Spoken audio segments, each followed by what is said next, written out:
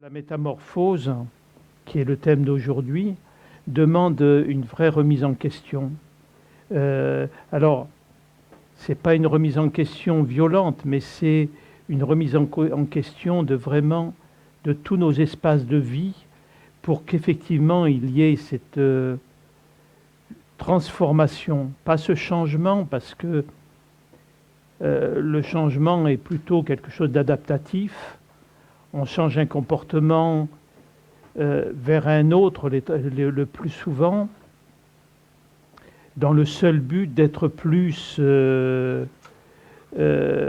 incarné dans la matière, plus adapté à une situation, tandis que la métamorphose dont on va parler n'est pas une adaptation, c'est révéler notre véritable vérité intérieure, fonctionner à partir de soi-même, et donc démystifier de tous les mécanismes qui nous semblent naturels et habituels.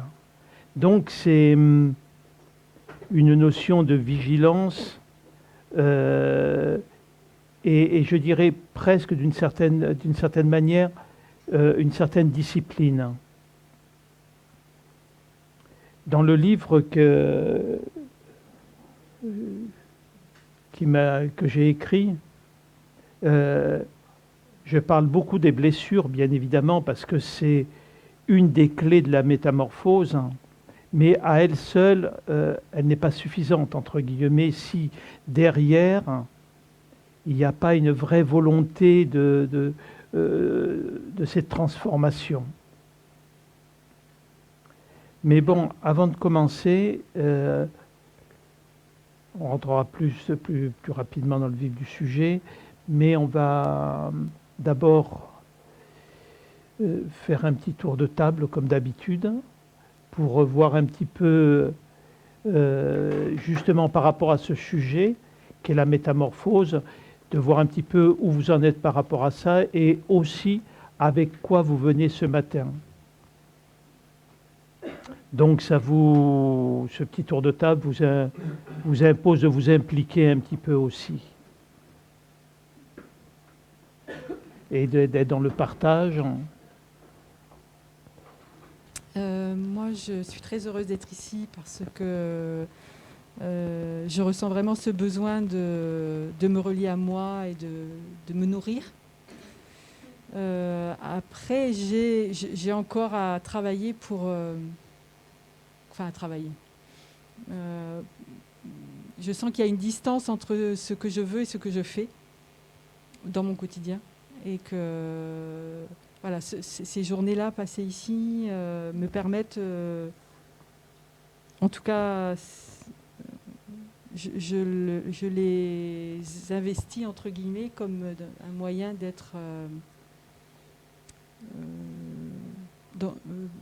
dans quelque chose de plus pratique au quotidien par rapport à ce changement que je souhaite, par rapport à ce travail sur moi. Donc, vous souhaitez un changement. Oui. Donc, vous voyez ce changement. Vous aimeriez, ou tout au moins, vous avez une idée de comment ça pourrait être. On peut le dire comme ça ?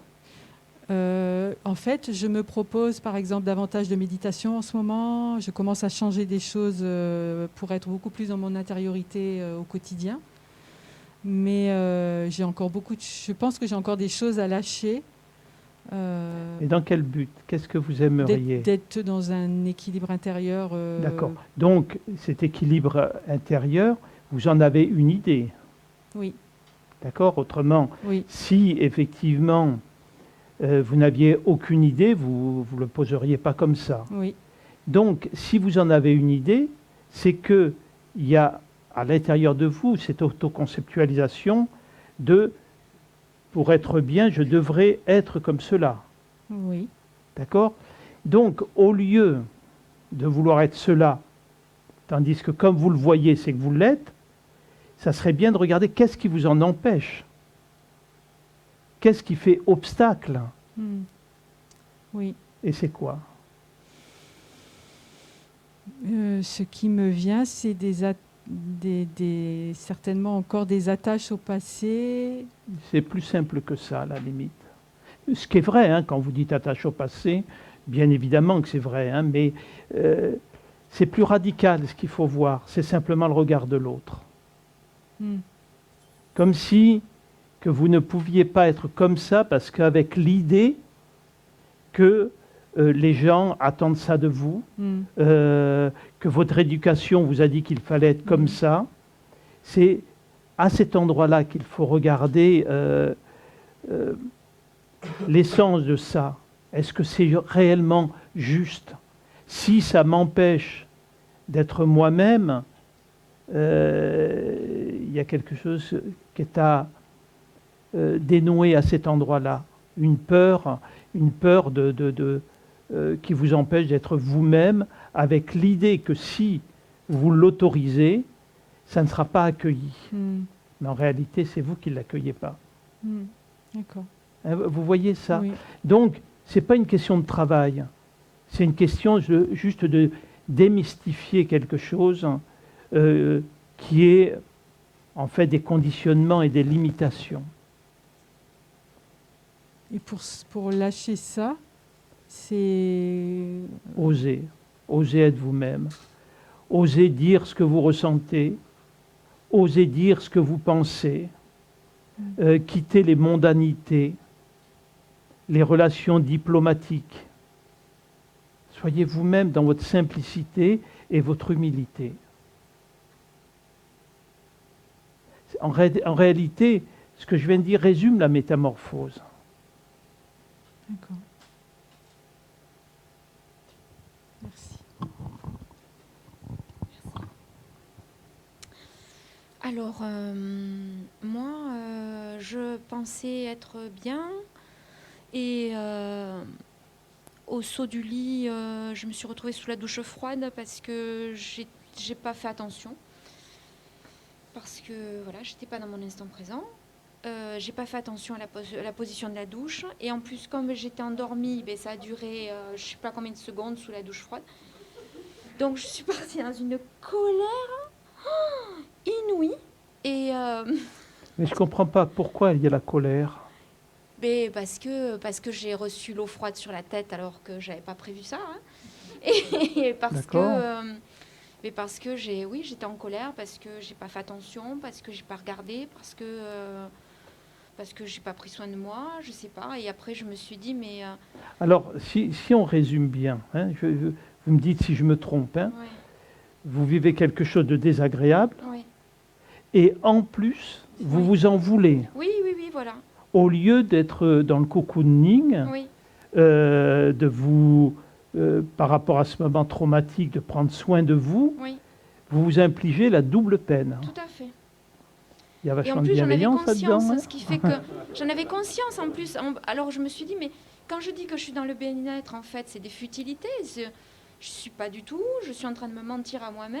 Enfin, je suis partie dans un truc là ce matin, un truc. Mais alors après, je me suis dit, bon, la perspective de la journée va faire que je vais être bien. Mais je voulais être bien de suite. Hein. Je me suis dit, mais je me gâche aussi ces instants-là. Enfin, j'étais pas bien. Et oui, parce que... Après, ça a réveillé peut-être des choses en moi. La douche froide chez moi, c'est traumatisant. Hein, mais le fait que je la prenne ce matin, c'était waouh. J'ai peut-être des choses à lâcher là-dessus aussi. Hein, Et la chose que vous avez à lâcher, c'est d'être dans la bienveillance et de ne pas vous punir de quelque chose de cet ordre-là. Mais mon père, quand j'étais petite, me punissait sous la douche froide. Alors, le mot punir, pour moi, résonne différemment. Ce que tu viens de dire, waouh. Oui, et c'est ça les conditionnements. On continue effectivement à reproduire sans cesse tant qu'on ne remet pas en cause véritablement un mécanisme. Tant qu'il n'est pas vu, par exemple, qu'une éducation est toxique et qu'elle n'est pas nourrie par l'amour, on continue en pensant que c'est un système éducatif. Donc on se l'impose. Ouais. Au lieu de voir qu'à ce moment-là, il faut prendre soin de soi. Ça doit être un acte d'amour vis-à-vis de soi. Ouais. Je me suis fait du mal. Ouais. J'ai pas en plus à m'en vouloir. Oui. Oui. Parce qu'il y a quelque chose d'hyper rigide hein, là-dedans. Mais oui. C'est... Mais je l'ai vu que c'était rigide, Ouais. mais c'était trop dur. Puis je suis restée mal longtemps, Oui.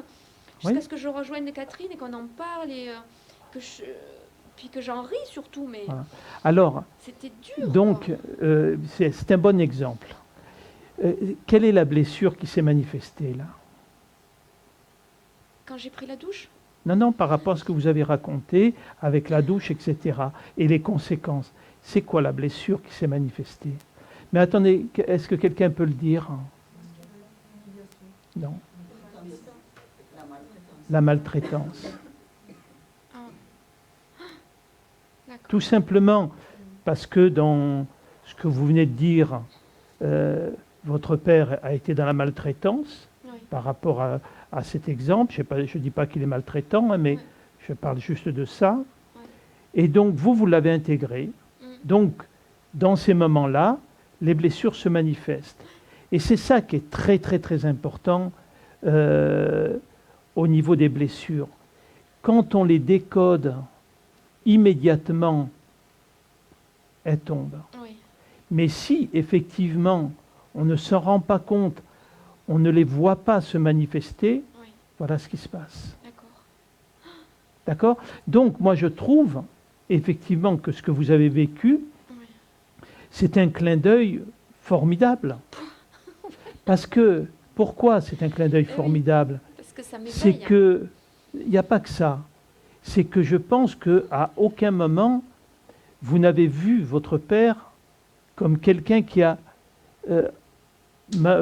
vous a mis dans la blessure de la maltraitance. D'accord. Et donc, c'est un regard qui est intéressant à aller investiguer. D'accord. Donc, c'est cadeau. C'est cadeau. Ouais. Tous les événements qui nous font vivre quelque chose, qui viennent révéler quelque chose en nous, c'est cadeau. Vous voyez, dans mon histoire personnelle, quand il m'arrive quelque chose, jamais je ne m'oppose. Systématiquement, je me dis, tiens, qu'est-ce que ça vient toucher en moi? Ou qu'est-ce que ça m'apprend sur moi? Et très souvent, soit ça m'amène un sourire, soit effectivement il y a une gratitude. Vous voyez?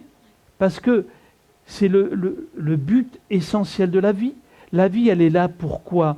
En tant que conscience, on vient expérimenter, on vient connaître à quoi on donne du pouvoir. On vient voir exactement qu'est-ce qui m'empêche d'être dans l'amour inconditionnel. S'il n'y a pas d'événement, il n'y a pas de connaissance. Donc, dès que vous vivez quelque chose, si vous le prenez contre vous, c'est qu'immédiatement, il y a une identification avec le jeu personnel. Ce n'est pas vous qui avez reçu l'eau froide, c'est le corps qui a reçu une sensation désagréable. Vous avez reçu cette information et vous en avez fait une histoire. Mais on peut la raconter de plein de manières. Je veux dire, si ce matin j'avais pris une douche froide, moi ça m'aurait fait du bien. Ça m'aurait tonifié. Mais c'est ce que m'a dit Christian, elle m'a dit au moins tu seras bien réveillé. Et puis ça m'a mis en colère encore plus. Bien sûr. Pourquoi? Parce qu'il y a du non-amour par rapport à vous. Mais oui. Vous voulez être irréprochable. Donc, en plus, la blessure du rejet qui se met en place. Vous voyez, je vous imagine bien là, dans un couvent, là, en train de vous flageller à 4 heures du matin pour vous punir d'exister. Parce que c'est ce que vous avez fait, en fait. Vous imaginez à quel point, inconsciemment, comme vous piétinez votre propre divinité. Vous voyez? C'est pas un jugement, hein, C'est juste de voir ça. Comment pouvoir être dans l'amour et la bienveillance pour les autres si vous ne l'êtes pas avec vous? Voyez? C'est pour ça que je me dis, de temps en temps, je pense l'être, mais me demande si je me fais pas des histoires, quoi. Parce que si je peux être dans cet Vous état-là, avez au moins la réponse, là. Hein.